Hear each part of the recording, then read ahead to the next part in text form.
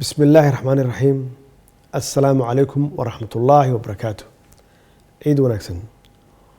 وحنوجهم بلينا يا دمان أمة الصوماليات هي مسلمين عالمك. مناسبة دام بركيسن عيد عرفه متكوين دينتنا إيوه دعان كنا صوبا. معلمهم بركيسن عيد عرفه ومعلمو كسنتن خيرك هي عبادته.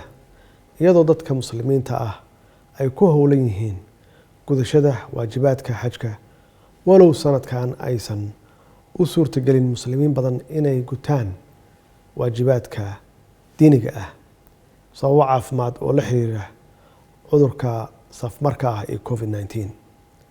saas darteed waxaan ku boorinayaa dadka Soomaaliyeed gaar ahaan xujayada Soomaaliyeed ee qorsheynayay sanadkan inay gutaan rugniga xajka in ay beddelkiisa ku dadaalaan bixinta sadaqada iyo kaalmeynta dadka danyarta ah oo iyaduba ka mid ah acmaasha ugu wanaagsan ee Rabbi loogu dhawaado. Si gaar ah waxaan hambalyo iyo bogaadin ugu dirayaa dhammaan ciidankeena qalabka sida ee geesiyaasha ah oo har iyo habeenba u taagan difaaca qarankooda.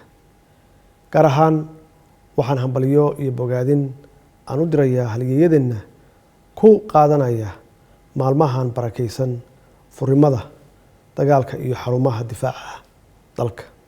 ugu dambeyntii waxaan alla ka baryaynaa in ciidan ciideeda kale waa la nagu gaarsiiyo barwaaqo, midnimo, horumar iyo amni buuxa. sidoo kale waxaan alla ka baryaynaa inuu naxariisto dhammaan dadkeennii naftooda ku waayay difaaca iyo horumarka dalkeenna. ciid wanaagsan, ciid mubaarak. wasalaamu calaykum waraxmatullaahi wabarakaatu.